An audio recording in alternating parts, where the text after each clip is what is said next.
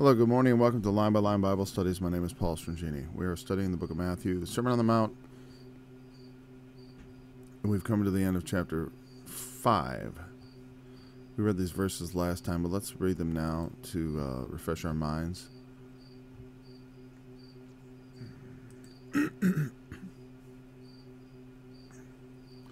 He had enjoined us to do many things, to be, some of the hardest things, loving your enemies, blessing those that curse you. And so because those who curse God's anointed are themselves in hot water. And because that is how things work. That's, there's nothing to be gained in raging against those that have already condemned themselves. And also, when we curse other people, we may become, we may find that we are the ones who have cursed God's anointed, because we don't know what's God's plan is for some individual. I know some churches, their idea is to say, well, God has a plan for you. And for everybody, it's a wonderful plan. And it is indeed a wonderful plan, a plan that causes wonder. He has a wonderful plan for your life. But not everyone's going to make the most of the plan. And the plan is not necessarily what they want it to be. So from a subjective perspective, God's plan for someone may seem very grievous to them. And if his plan is, yes, thou art a vessel of wrath, I have a plan for you, Pharaoh. I have a plan for your life, a wonderful plan. I'm going to show my wonders in you. That's right out of Romans too. So I don't like this. It's okay to preach, I guess, good things, the gospel. But I mean, the gospel isn't God has a wonderful plan for you. It's so much as it is Jesus died and he rose again. And if you would put your faith in him, you can be saved. That is the gospel. It is not, you are the center of the universe. You are God's, focus. It's not the truth. This is for every person. That's not going to be true. But you don't know, but you can't judge that. You can't look at someone and say, like, God's plan for them is they're a vessel of wrath. They're going to, God has ordained that his wrath should be made manifest in them. That would be, Jesus in chapter 7 is going to say, judge not that you be not judged. And that's the kind of judgment you should never do. So we should pray for those who are condemning themselves by their actions, because it makes us the children of your Father which is in heaven. You're going to be the children of God. The peacemakers are the children of God, not those who make war.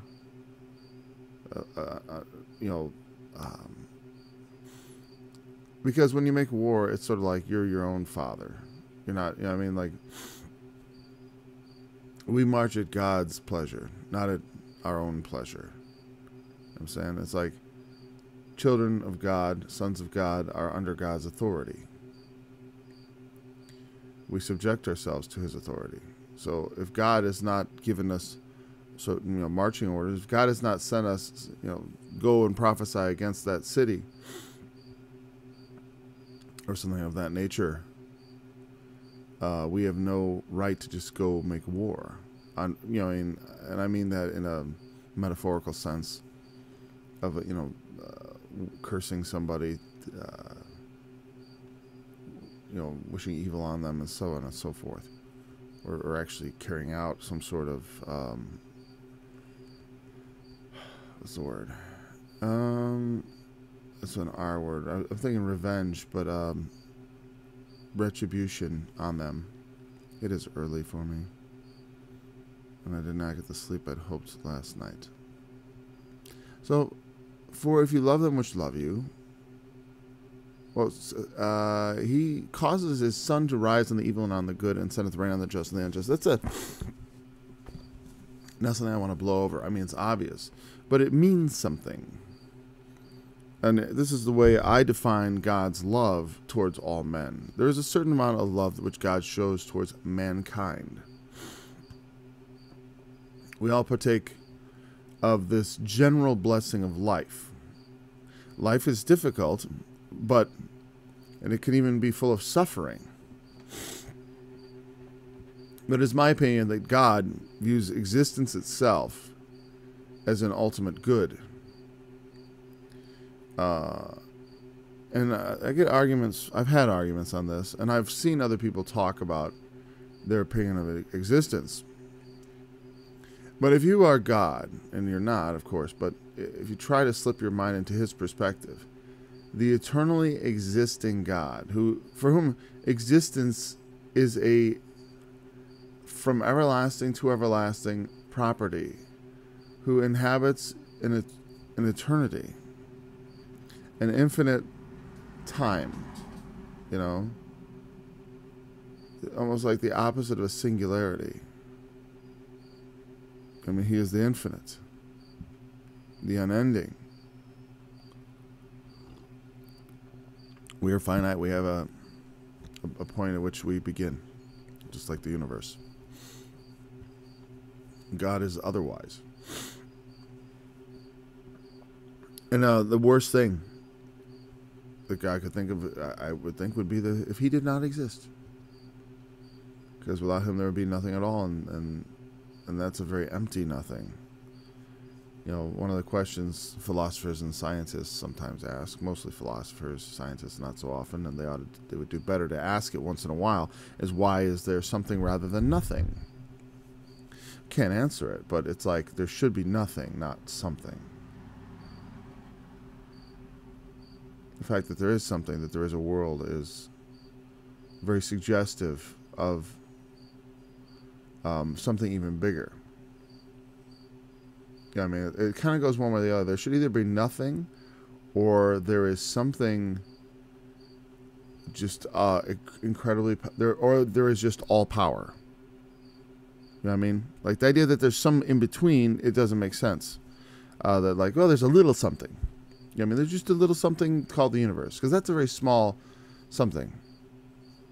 It's not should there be something or nothing. It's either there's nothing, and then there's everything, and that everything is God. He is all powerful. There's not just a little power. There's all power, all might. It is all emanates from him. He causes his sun to rise on the evil and on the good. Whether you're evil or good, you partake of the blessing of the sunrise and the days and the life. We good and bad alike live and die. Good and bad alike suffer. Good and bad alike experience pleasure and pain. It rains. The sun, both sun and rain. You think of a rainy day as kind of like it could be a melancholy image, but it is also very important for the growth of plants and stuff, and agriculture. We've had a lot of rain lately, and to me it feels like it's a bit much. It's a sunny day today, and it makes me happy. But if we had nothing but sunny days, it would soon be dry and scorched and awful. Sun and rain together in the right combination is a metaphor for the blessings of God. I mean, for good life, for flourishing life, because it takes both sun and rain for life to flourish. And God causes both to flourish, good and bad. Kind of like in the parable of the tares, which is coming up in chapter 13, the good and the bad grow together. And so he does these things for his purposes. And so we want to be subject to his purposes. God may not love everyone the way he loves his children. See, you may be his children. He loves the good and hates the evil. But you don't know what good might be purposed for someone who seems evil to you. And therefore, we should obey these things to the utmost, that we could be God's children and be helpful to his plans rather than hindrances. Yeah, I mean, blessing someone who offends you is going to be more effective towards turning them towards righteousness than cursing them. Cursing people or abusing them in some way, it always hardens people. Especially, I've done a lot of argumentation, and I have learned a long time ago and for a long time not to be personally insulting and stuff like that, or to avoid those at all costs. But I've been on the receiving end, and I understand what it does. A patient argument is always much more likely to get a consideration. Someone being kind, I'm much more likely to listen to what they say. I try to listen to everybody, even the insulting and the unkind, because I believe God has called us to be better than anybody else. I mean, for the children of God, we have to be better. We have to be we just got to be. There's no excuse. Well, I should say there's always reasons, excuses, but there's no excusing it. So it's okay. They're of the devil anyway, so I just, doesn't matter if I persuade them or not. And I always get this, we'll never get them to agree. I'll never change their mind. All this kind of judgmental stuff that you don't have any idea. It's irrelevant. If you want to be a child of God, you've got to continue in faith and hope and obedience to what he says. If you love them which love you, what reward have ye? Do not even the publicans the same? Hey, as he says in the next chapter, you have your reward. You love those which love you, they love you back. You have a relationship with them. It is without discord or rancor. And there you go. But that's not impressive. Don't even the publicans do the same. The publicans were the I was going to look. I've always thought this is tax collector. Just suddenly I thought, well, that's something I could look up in the Strongs. And I could actually put this. I have this all like ready to go here. Oh, I had it ready to go, but I screwed it up. I figured out why. Oh no, I didn't. Yeah, there you go, Paul. Make it a gray screen. There we go. Let's see. Publicans. Down, down, down, down, down, down, down. Here we go. Publicans. Well, we're at the real end. Okay. Telones, which is a tax collector. Okay, it is a tax collector. It doesn't give any... I wasn't sure if publican was like some other, like public servant. Obviously, a tax collector is a public servant, right? In the time of Jesus, the publicans, the tax collectors, well, in Roman times, they were taken from among the subject populations. So, publicans would be Jews in Jesus' world. They are Jews who work for the Roman government collecting taxes. As if that was not grievous and onerous enough and to make them very disliked among their fellow countrymen, they also made their living. They also, they didn't just collect, the way they got paid. The Romans didn't pay them, and ultimately this is really no different than anything. I mean, they paid them by it's glue. They paid them by them collecting the money from the people they're collecting taxes from, and that's always true. I mean, collection agencies, obviously they collect the money so they can make money, and tax collectors now get paid out of the taxes they collect, and the prices at the store reflect the cost of the goods there and of the people who work there. And so I remember hearing people make the comment that then they, above the taxes they collect, well, that may be the thing. Maybe people understood the tax rates, and they understood what they were supposed to be collecting, and then they know that the tax collectors would collect even more for themselves. The difference, I suppose, being that back then, if we were unscrupulous, an unscrupulous tax collector could squeeze people for much more than he was due. And the Romans didn't care as long as they got what they were supposed to get. So they were unpopular, very unpopular, because they were almost seen like extortionists. Because they collected taxes, and also they had some sort of, they would have some power to bring trouble from the Romans on someone who didn't pay.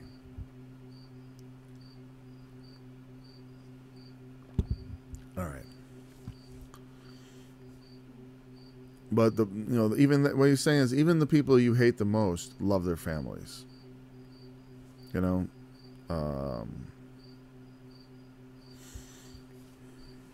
Trying to think of. Yeah, there was some movie I saw with my kids, and this guy was a trained assassin, and he breaks on. You watch the movie, and at the end, he didn't kill somebody, and then something happened, and something whatever. At the end, you find out that the moment when he was supposed to, the story isn't important, but he was about to assassinate this world's horrible man, this dictator who was not a likable person at all. He was about to kill him, but then as he came up over the back of him, he saw that he had a small child. I forget if it was a boy or a girl. A small child kind of on his chest or something, sleeping there with him. He is a father too, and he loves his children, and it just suddenly, that image caused him to hesitate to kill the one he hates, or someone he's supposed to kill without remorse or second thought. And that's the thing, is that the evil people who we regard as evil have children that they love. I mean, they're not all animals. They may be genuinely horrible people, they still love their children. And so when you love I always think it's funny when people, I love my children, they make a big, I love my kids, I love them, my children, I love them so much, my children. It's like that, there's no virtue in that. It's the easiest thing in the world. It's done by instinct. Loving your children shouldn't impress anybody. It's, why when people don't love their children, like you see people like, oh, she drove her car in the lake and drowned her kids, or, oh, he blew his children's brains out and then killed himself, or whatever.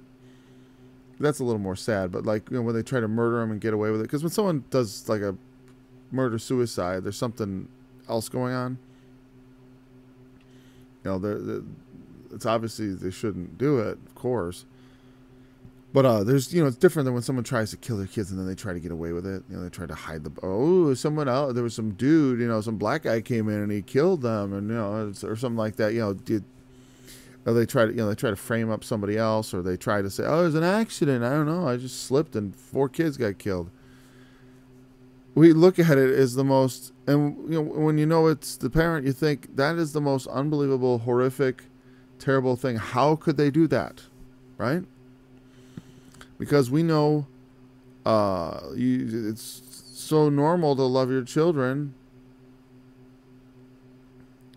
It's not a big deal. You love your children. I love my family. So does everybody else. They love those who love them. Oh, my parents, they're great. I love them. Well, yeah, you do. They're great. Maybe if you had parents that weren't so great, you wouldn't feel that way. That's frequently what happens. If they do not, if parents don't love their children, especially in deed. I confess I am not a super affectionate person. I'm affectionate, but not super. I'm not like a. To me, love is about taking care of people and doing good to them, and seeing to it they have what they need, and seeing to it that they have, the right amount of interaction, and you give them the attention they need in the matters they need, providing a structured environment. Providing the, like a garden, you provide the stuff, and not just stuff, but like the care, the attention. You got to weed the garden. You can't just provide a spot. It's got to be maintained and all that for it to thrive. And that's the thing with children, is helping them thrive and grow up and all these things. Doing good. Love is what does good, not what feels good. Because you can make your kids feel great and be a terrible parent and cause them to resent you in the end. Because they just train them to do that. I'm not going to get into parenting now, but those which love you.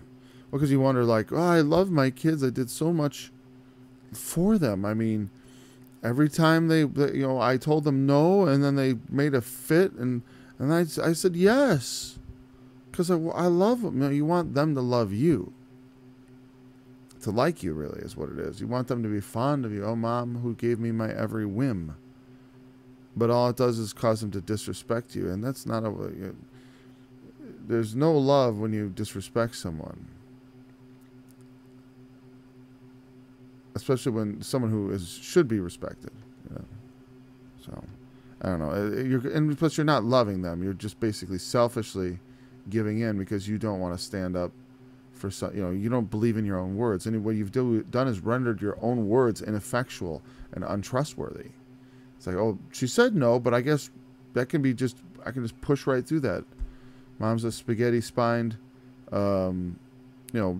I say mom because when I'm in public, it's always mothers. I've seen plenty of guys just absolutely failing as fathers.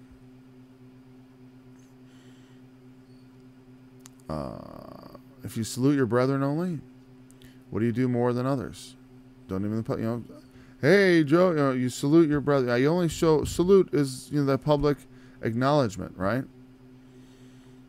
And that's a step beyond and above, just, well, it's a sense of like, to acknowledge them publicly, in the, you imagine the world of like the ancient world or a small town or a more intimate society instead of ours where, there's not a lot of saluting going on. I mean, I guess in the country you drive around and you kind of wave at each other, but that's just like a reflexive thing.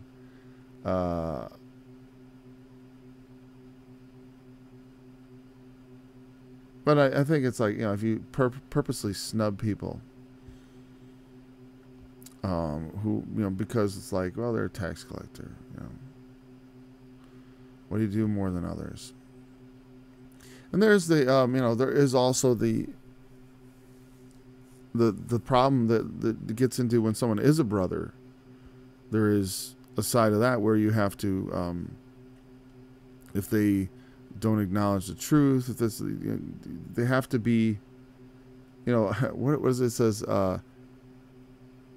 it's odd. It's interesting that Jesus says this, and then he also says something like, if your brother sin against you, first go tell him yourself. And then if he won't hear you, bring someone or one or two witnesses with you. And if he won't hear them, tell it to the church. And if he won't hear them, let him be unto you as a publican and a sinner. Let him be like or was it sinner? Whatever. But as a publican. Let him be as a publican. Regard him as someone who is outside of your circle. And so that doesn't mean, it means they're not treated like brethren anymore, but it doesn't mean you don't love them necessarily. In fact, what you're doing is actually another form of love, tough love, as they say, and I don't really like using buzzwords and stuff, but it's more about doing good to them, giving them a chance to change. If you keep enabling someone to do things they shouldn't do over and over again, you're not loving them. What you're doing is you're just you're enabling them. You're not doing the hard thing, which is often what's most necessary. So don't the publicans do this? Don't they salute their brethren? Sure, they talk to their friends. They salute their friends. I wonder what the word salute means. I'm not going to put this up on the screen because the last time was annoying. Salute, to welcome or greet. Yeah. I'm not going to greet him. If you know a person and you see them, you're like, yeah, but he became a tax collector. Everyone is snubbing them. So maybe you give them a greeting. Hello, because there's no chance for them to be redeemed if nobody ever talks to them. If you refuse to speak to anyone who is not, in your little group, how are you ever going to expand the group? How are you ever going to change anyone's heart? So that's always a purpose to being friendly. It doesn't mean you become friends and then you just don't say anything about them doing it. And here's the thing: is like you might have an adversarial relationship with someone. Like, let's say you need to debate somebody. Don't carry the animosity of the debate to a personal level. It's unnecessary. It's unnecessary. Like, if you're gonna sit across from someone and you shake hands, you're pleasant. You don't. It makes you look bad if you're carrying this sort of personal animosity. And I think that's what he's saying is like, you don't want to carry your personal animosity towards someone on your sleeve and wear it outwardly. Let it. If you have an opposition to someone, it's not really covered here quite yet, but it's covered in other places in the scripture. If someone is in opposition to you, you still speak to them. And you don't carry like animus towards them, but rather you make your opposition a matter of reason. You want to be able to talk about it. So like in the case of a debate, you want to be, if you see two people debating and one is obviously personally hostile to the other, it has a negative effect on the way they're viewed by everyone else. It may cause the people who are on their side to sort of be like, yeah, give it to them. But it will be very unpersuasive to anyone who is in the middle. And I always say that, I try not to say this anymore, but I used to say it to people who would argue with me through email and stuff. I would say, and it's the truth, but it's like, because they would say things like, you're never going to change my mind. I'm never going to change your mind. This is all pointless. I'm like, oh no, that's not true. There is a point. And that's what they forget is like that, I get later on, years later, people say, oh, I read this on your website and I can't believe how patient you are, blah, blah, blah. They'll say like there was some point that was made that was persuasive to them. I mean, a lot of people that listen to me do so because they were persuaded. Maybe they weren't hardcore on the side of someone I was arguing against, Arnold Murray mostly. They may not have been hardcore, but the point is they weren't like hardcore for me either. There was no like personal loyalty. They were in the middle and listening to arguments and trying to figure out what the truth is. And to neglect those people, those are the people in any debate that you're fighting over. The people who either through ignorance or just, and I don't mean that as an insulting kind of ignorance. I just mean it like they don't know. I don't know. I haven't studied this. I'm not that informed on it yet. I don't know what the answer is. So I want to hear two people discuss these things and find the answer. And if you become insulting and have personal animosity towards the person you're arguing with, you run a danger of prejudicing people against you. And also, you're not making a very good argument, because like, if your argument is like, you're stupid, meaning like, say someone's arguing with me and they say, Paul, you're stupid. That's my argument. Paul, you're stupid. And then the other guy's argument is like, well, X, Y, Z, and then A plus 1 equals 5, so therefore 5 equals 4, and they've got some logical thing laid out. Then, obviously they're going to have it's much more interesting. You may cleverly say, Paul, you're a dopey, stupid, diaper wearing, whatever. Like you may come up with you can come up with very clever insults. Yeah, I've thought of many clever insults that I didn't write down, or that I typed them, but I always read it twice. And as you get smarter later on, you just don't even bother to write those things. It's like, it's emotional, it's self-satisfying to say hurtful things.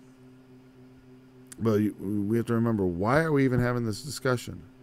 Is it just to feel good about, taking our enemy and grinding his face in his own foolishness? You dumb idiot, stupid, rotten in hell.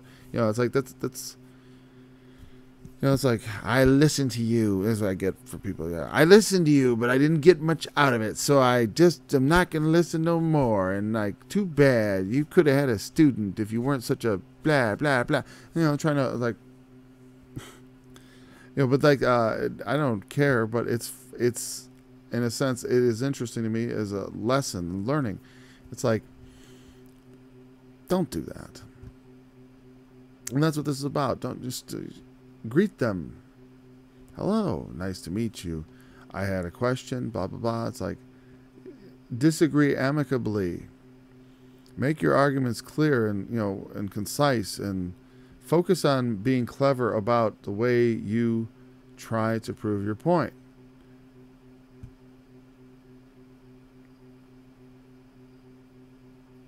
And I put this in the context of loving your enemies because that's the point of debating them. It is to persuade them, or rather, to fight against what it is their ideas. You're fighting ideas, not people, ultimately. It's like they have some idea, some false thing they want to say, and you're fighting that. Like, they're possessed. A lot of times, I heard not too long ago this new thing. This not new, but someone said it at some point, and I heard it recently myself. People don't have ideas. Ideas have people. You know what I mean? If you persuade them away from that idea, 99% chances that they're not the only one that think that, right? I mean, that's what cults are about. Like, they have, they're all involved in the Jehovah's Witnesses or the Mormons, right? And you think, it's not about that. Oh, okay. It's not about that guy. It's about those ideas. And so your enemies have bad ideas they've been possessed by. They're the people of those ideas. Not so much that the person has an idea, but the idea has the person that possesses them. And so, it's not easy to break that possession. But when you're arguing with it, you got to be mindful that it's not them, it is the idea, and that you're trying to keep that idea from possessing other people. I'm trying to get them to be possessed of the right ideas. You want to put it in their mind and allow it to take hold. Like the roots of a plant into their minds. That's why the word is like a seed.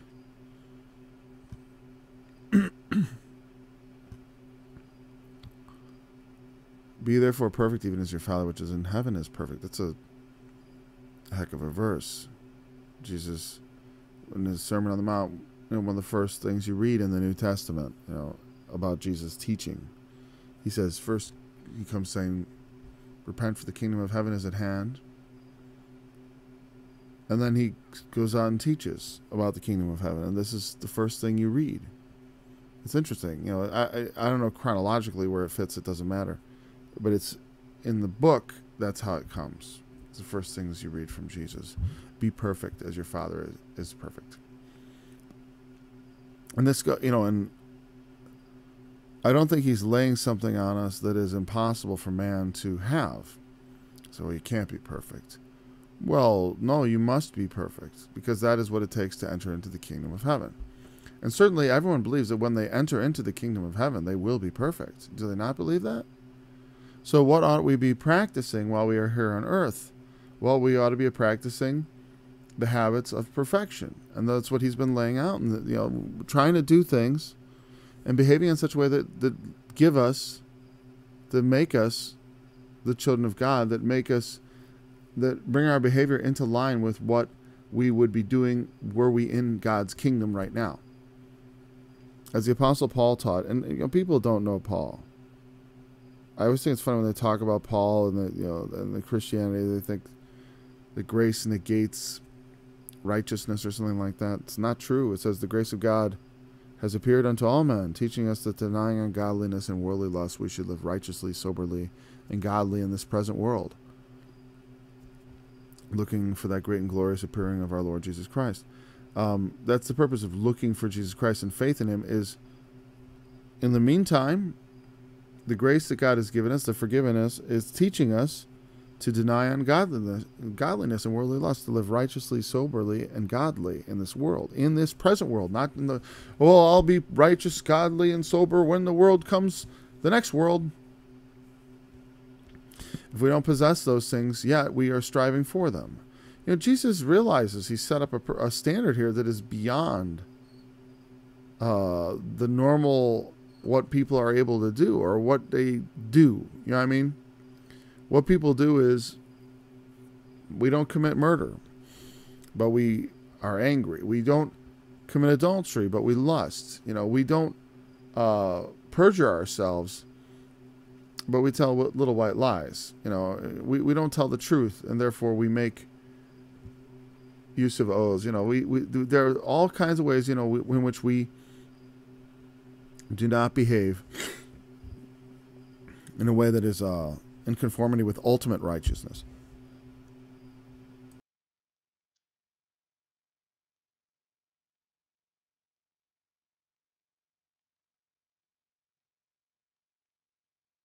There we go. And there is an ultimate righteousness. It is the perfection that God possesses and ordains. And that is what we're following after, ultimate righteousness. Not piecemeal, not partial, not 99%, but 100%. And we press towards it in this life. It's not something you should be expected to be a expert at 18, you know what I mean, or 30 necessarily, but it's something we should see ourselves moving towards, as opposed to, you know, evil men shall wax worse and worse, is what the scripture says. Evil men shall do more evil, and they are bathed in it, and they live in it, and they continue in it. We don't want to be continuing in the unrighteousness. We want to be aware of it. And this chapter represents an acute awareness of what sin is and what perfection looks like. You know, don't call people names. You didn't commit murder. Excellent. Well, now stop hating your brother in your heart and saying unkind things about him. You know, especially, you know, it's one thing unkind saying you're wrong. That's not unkind. You're wrong is just, no, that's not correct or whatever. You could even say better than you're wrong. You could say that isn't correct. They'll still take it personally. You know, you can't, it's impossible. Offenses are going to come. You just don't want it to be because of your words, your words were ill-chosen. You know what I mean? There's always a more diplomatic way to say things, and there's nothing wrong with saying it sometimes very bluntly. The Lord Jesus is certainly never afraid of being blunt. And but he has knowledge we don't. And so for us to be perfect, we need to exercise a certain amount of restraint and care in all of our doings. You know, and to achieve that upper level righteousness, you know, it's like, yeah, you didn't commit adultery. Well, you know, that's great. That's not, many people do commit adultery, right? But don't think yourself holier than thou or less sinful than other people just because you don't commit adultery. If you walk around with lust in your hearts, or you look at pornography, you do masturbating and going to strip clubs or whatever. There's all kinds of in-betweens that are not perfect. And except for your faith in Christ, those things would also be sins that would lead to your death. Remember, the first man, his disobedience was to eat from a tree that was forbidden. Some people, no, they were having sex with the devil. Blah. You ruined the story by doing that. It's a simple disobedience. Because even and like what he said to Saul. Saul, the first king of Israel, who preceded David, the Lord became angry with him because he just wouldn't do things the way God wanted him to. He was disobedient in a what would seem like a detail. He didn't wait. He didn't wait for the man of God to appear so he could do his sacrifice. So he just did it on his own. All right. And that may seem like very trivial, especially in this age, right? But it was something. But if God told you, directly to wait for something or someone or whatever, and you don't obey, or if He tells you don't eat of that tree, we may not know why, or the reasons may not seem obvious to us. But He said to Saul that disobedience is as a sin of witchcraft. And, that's why when people say homosexuality is an abomination, I'm like, yeah, so is lying. Did you read that where it says the lying tongue is an abomination to the Lord? Did you realize the things they do with their organs are the things you do with your organ are just as abominable and filthy in the sight of God? Because there's no sin that He does not look at as an abomination, as filthiness. So He wants us to be perfect. He understands our frame. He forgives murderers. And that may seem like, there should be things that are unforgivable. And it's like, where do you draw the line on that from God's perspective? He's infinitely righteous. He stands there alone. By Himself, I lift my hand to heaven and I say, I live forever. Deuteronomy 32. I hold my hand up. I live forever. What are you? All this filth. And He is so kind and merciful to even make a way for us to wipe the filth away with His own blood and enter into life. Everlasting. Okay. It's the end of that chapter. We'll go into 2 before we're done, but it's a good time to break. I was kind of missing the break. Let's check there was something said yesterday. I forgot what it was. Oh, no, I did address that at the time. I remember thinking maybe there's a follow-up question. Line by Line Bible Studies. Subscribe. That's his channel, yes. There are more study songs and other things at oraclesofgod.org. And you can find all this stuff in the link below, in the description below. Of course, if I port these studies over to any other format, the whole subscribe thing is going to be silly. But a lot of different websites have subscription services. If you have a question, you can you can send it to questions@oraclesofgod.org, or you can put it into the chat, which I do have operating properly today. And there we go. So the thing is, to get this stuff to operate properly without big gray blocks and stuff requires a heck of a lot of clicking. It just slows everything down. Okay, so chapter 6. Be perfect. What a call. I mean, that verse alone could be a whole 5-hour discussion. Nobody can be perfect. It's like, well, everyone has to be if they want to enter the kingdom of heaven. I don't know. Yeah, I'm not perfect right now. But, see, I just feel like there's this disconnect between, like, people say, I can't be perfect now. They don't add that, like, I can't be perfect right this instant. I'm not perfect. But the statement, I can't be perfect, is like, only someone who's going to die could say that. You know what I'm saying? You know what I'm saying? Like, only someone who's planning on being dead forever could say, I can't be perfect. You know what I mean? If you have the mindset of eternity, you have to know, I'm going to be perfect. And this is God's work. I'm going to be perfected. And so let it begin. It says, like I quoted Titus 2. When we did the study on Titus 2. We're called in this present world. That's what we're being. The grace of God teaches us that denying ungodliness and worldly lust, we should live righteously, soberly, godly in this present world. As I think it's verse 11 of Titus 2. But it's not hard to find. It wouldn't hurt you to go read that chapter, and we did that study. And I quote that a lot, and I've been quoting a lot, but it's just so pertinent. You may not be perfect, but that's not the note I want you to strike. You know what I mean?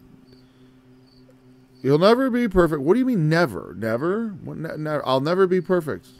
You'll never enter into the kingdom of heaven then. All right? Say that. Add that to your never list. I just dislike it. It's like it doesn't make sense to me because it's Jesus said, "Be perfect." I'll never be perfect. Well then, goodbye then. You know, I don't understand it. You know, it's like, well, you know, I believe God could say, you know, you gotta have faith in God. And the thing is that they'll say like, oh yeah, well in heaven, sure. Well, what's this never? What it is they start with saying that, and they end up with just never advancing in their Christian walk at all, not a bit. Never moving forward, never advancing, and that is a tragedy. Because this is about progress. It's about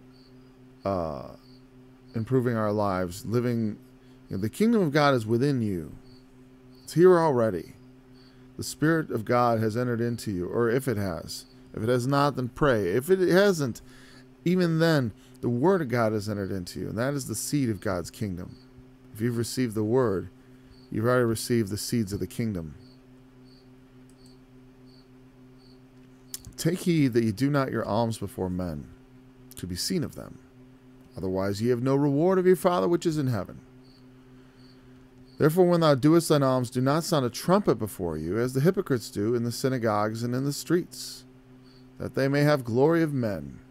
Verily I say unto you, they have their reward. And if I didn't mention it before, you know, the Sermon on the Mount just continues. It's 3 chapters long. I've got a 15-minute song that goes through the whole thing. I hear it when I read it. Let's read what he says of the rest of this about alms. But when thou doest alms, let not thy left hand know what thy right hand doeth. Is doing. I was going to do it like the song. That always sounds weird to me. Doeth. That thine alms may be in secret, and thy Father which seeth in secret himself shall reward thee openly. Okay. Moves on to prayer. This is about doing alms. Alms. What is alms? Let's see what the what it says in good old Bible Hub. I like the Bible Hub because, and I'll put this up one more time, because from time to time it's good to let people know this is how it works, and I'm clicking around so I can transition directly to it. Okay, so when I highlight each of these words, you can't see it on the OSB. I don't OBS, which I forgot something. I don't even know what it means. I learned it. Bible. It's not Bible. It's something with Studio. It's everybody uses this for streaming, I guess, or plenty of people do. So I'm still in chapter 5. I'm going to go to chapter 6. And when I highlight these things, you can't see it, but I can. If I hold it over there for a second, a little pop-up pops up with the Strong's number, and I can actually click on it, and it'll take me. And it's, you notice up here. Oh, you don't notice up there. Let's.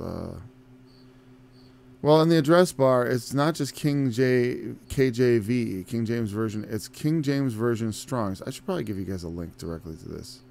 I'll start doing that. So I can highlight alms, eleemosune, and don't, you know, my Greek pronunciation, I acknowledge, is just based on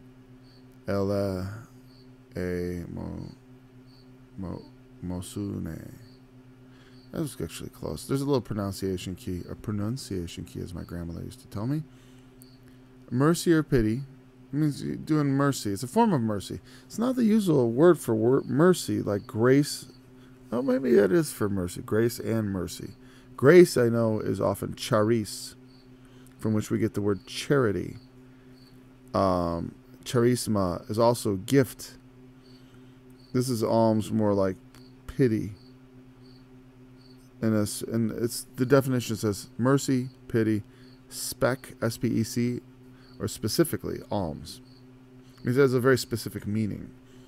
The word may mean technically mercy or pity, but the specific usage is alms, which is an English word, which I guess means money given to, or I think he's saying he might be referring to money literally, right? It may be when you do your charity, like today we think of charity.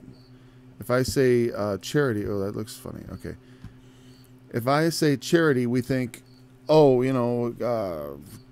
work orphans, food pantries, and stuff like that. Doing things for poor people, right? It's not just money, though, right? It could be donating time, donating whatever, but it's like donations. When you're giving, when you're trying to do good to people, I just want to broaden the context, not just giving poor or giving to the poor. And when he says, hey, take heed when you do your alms, or take heed that you do not your alms before men to be seen of them. Sometimes people are, there's also, he says, that they may see your good works.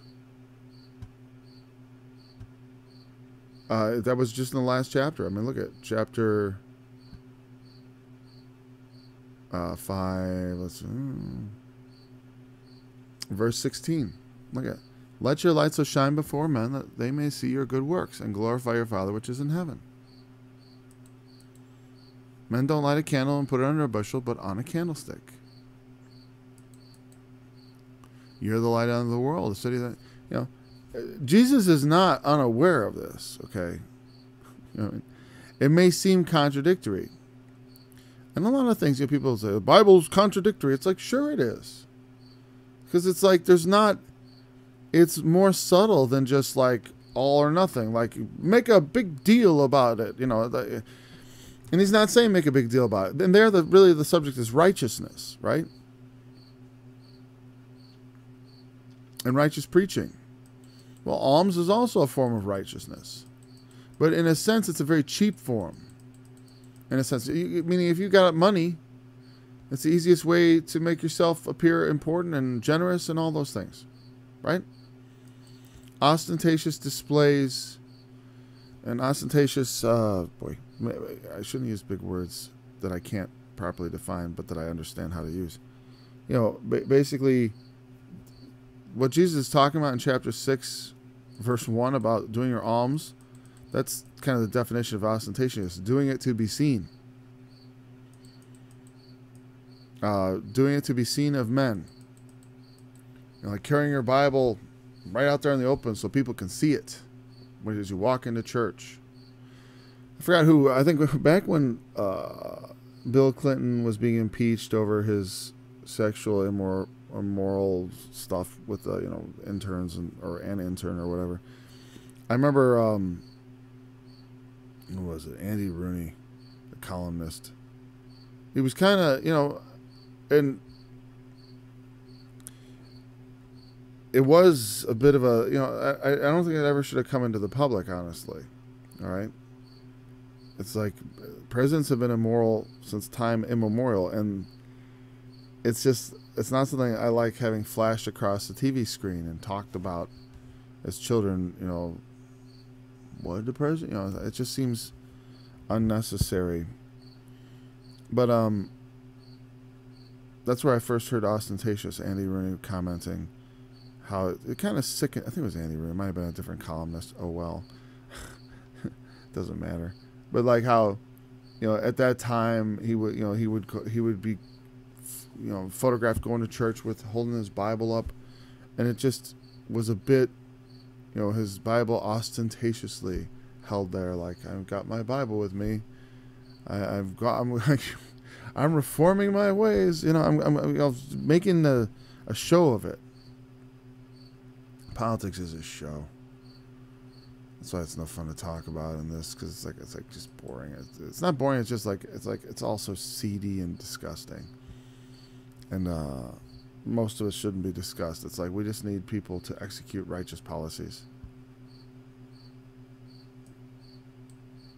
And you could say, well, isn't there personal behavior? Yeah, man. I mean, look at David. David took another man's wife and then had him killed to cover up the pregnancy. And you know, yeah, and he ended up suffering many things because of it, and you know, but the thing is, that child became the next king. You know what I mean? And God blessed him, and you know, he went astray too. I mean, but the thing is, it's like he became the next king.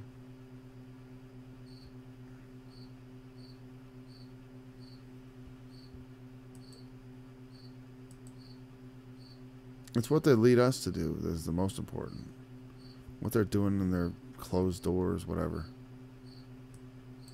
On some level, it's, you know, it's not our business. All right, but that's getting off the subject. And that's what, you know, take heed that you do not your alms before men. You know, I'm giving money. Ooh, look at me. And also, just all kinds of other things. It's like, you want to, you know, you volunteer for charity, okay? Great. You know, why are you doing it? You know, if it's to be seen by people as being charitable, you're doing it for the wrong reasons. You know, that's, and here's the thing, God, and part of the message is here is that God sees on the heart.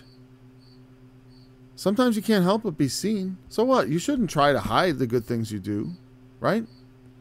But you shouldn't do them to be seen. And it's good that the good gets done anyways, okay? Fine. For the world and society, that's great. It's great that people do stuff and they want to put their name on the building. You know, I'm going to create a foundation for doing philanthropic work with all my money, and I'm going to put my name on it so I can live forever. In the eyes of, you know, so people remember my name forever. You know, hear it over and over. You know, Carnegie or whatever. I mean, and out of a good heart. I mean, when you have that much money, it's hard to do it without people seeing it. It's not the point. It's not the people. You know, you got to hide it. Though, that's better. You know, let not your right hand know what your left hand is doing. It's not that, like, if someone sees you doing good, you don't receive a reward. The point is that, what's your intention in doing it? Is it to oh, they saw me do it. Perfect. Now they think I'm righteous. You know, that's if that's the purpose, then you have your reward. That's just it. You have you wanted that. That's all you get. As I was saying, it's like if you want to be seen by people, to increase your reputation among people, then that's all you will get from God out of it. Because God looks on the heart and He cares about what's in our heart when we do things that are good. People don't need to care. You know, you and I don't. And there's another thing. Don't, you know, if someone does something, don't despise them. Oh, they're doing it to be seen of men. You know, it's like, yeah, that's a problem for them. It's not a problem for me. If someone's doing good, I don't care why they're doing it. I mean, I might care. All right, confess, I do. I might care. It might annoy me. It might make me feel resentful at all the attention they get. You know what I mean? In fact, many ministries, I mean, it's like they have a way to get rich off of charity. You know, it seems something wrong with that. I'm chairman of this nonprofit organization for feeding the poor. My salary is $180,000 a year. That's a charity? Well, it's a full-time job. I guess it is. Sure, there's a lot of money for administration. It's a big organization. How else are you going to attract someone good to do that job? I mean, there's all kinds of reasons. We shouldn't be resentful. It's tempting, though, right? When it's like all out there in the public, and you're like, you got that job because it pays well. If they didn't pay well, though, what kind of quality people would they get to do the job? It's an open question. But obviously, a lot of times charities get in trouble because their administrative costs are just through their ceiling. Okay. I got to finish discussing this little thing. Okay. Don't sound a try. That's something that I've always been annoyed by. My former teacher, Arnold Murray, one of my complaints against him is that everything good he did, and this is one of the reasons I always try to just stop. When I hear myself talking about something about me and virtue or whatever, I just stop it, because it's so unnecessary. You can just talk about righteousness and the right thing to do without saying, because that's what I always do. You don't want to be like that. I always do, You never hear me talk about money. God knows I hate money, and I never talk about money. I never beg for money. I never, money. I don't talk about money. I don't talk about money. I just talk about how I don't talk about money all the time. I talk about how I don't talk about money. I talk about how I don't do things that other people do. I talk about how I am more virtuous than other people. And that's the equivalent. I don't do like they do. I don't talk about money. Where's my trumpet?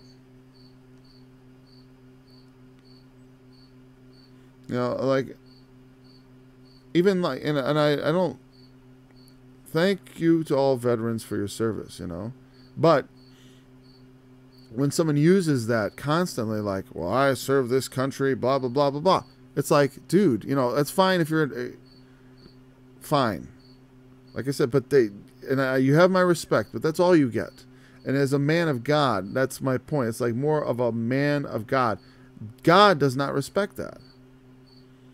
I served this country. I was a soldier. I was a medic, whatever his role was. But like capitalizing on the good things you've done to make yourself seem great in the sight of men, well, you will succeed. You may succeed, but you are not succeeding with God.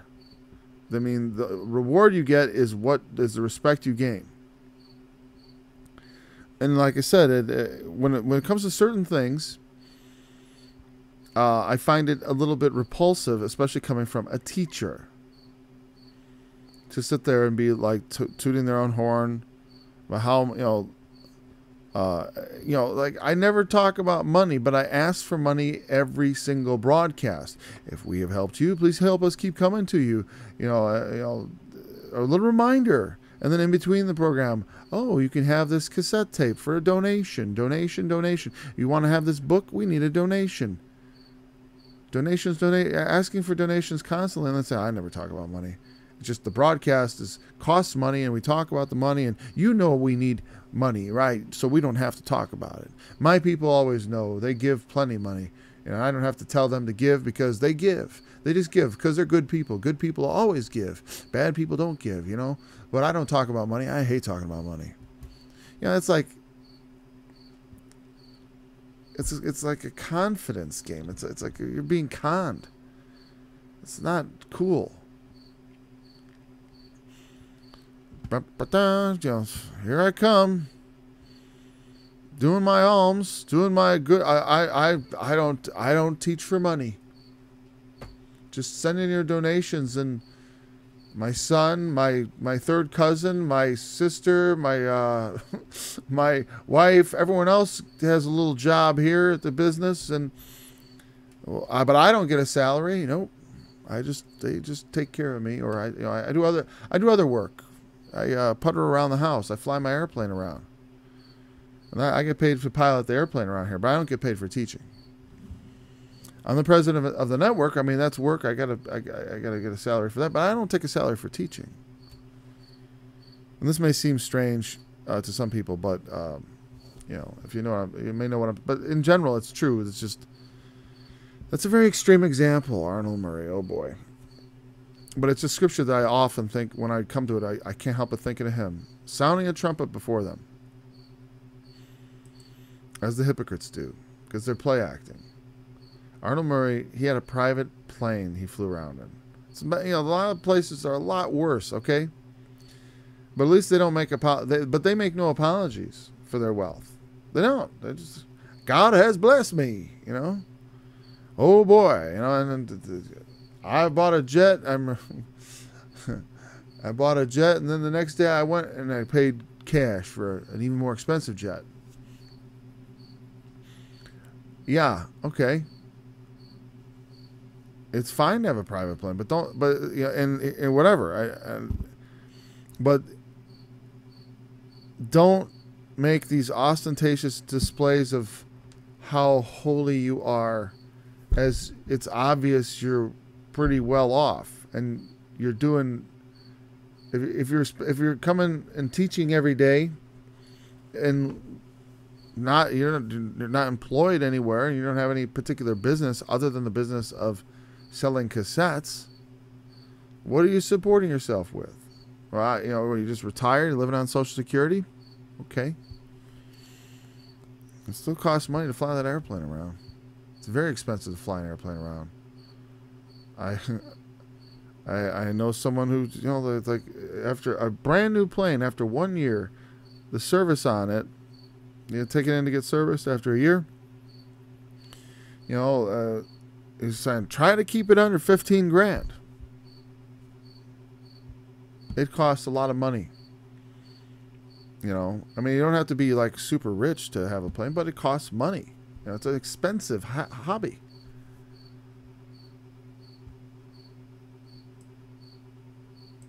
Not to mention all the just the general expenses of life. Whatever. Anyways, I'm off on that, and we're over time. I don't want to make this. I would just keep going on time sometimes, but I know that maybe you're, people who might be watching, and it's like, they gotta go. It's like, I gotta go to work. When thou doest alms, let not thy left hand know what thy right hand is doing. And that's just a figure of speech and idiom. The idea, like, meaning you're so discreet about it that your hands don't even the right hand doesn't know what the left hand is doing. In life, sometimes that's like that. I mean, literally, like when I play the guitar, my right hand and left hand have no, my right hand doesn't know what the left hand's doing. It couldn't do its left hand function. But it's a idiom, really. It's not meant to be taken literally, because your right hand doesn't really know anything, right? But it is an idiom or a figure of speech, meaning be discreet. Nothing wrong with, like, when you give, to try not to be seen. Try to do it secretly. Let your light so shine before men, and do your alms in secret. But if you do what you get done that men don't see, the point is, if men don't see it, rejoice, because God does see it. When you do good things, consider your reward proportional to how little reward you get for it in this life.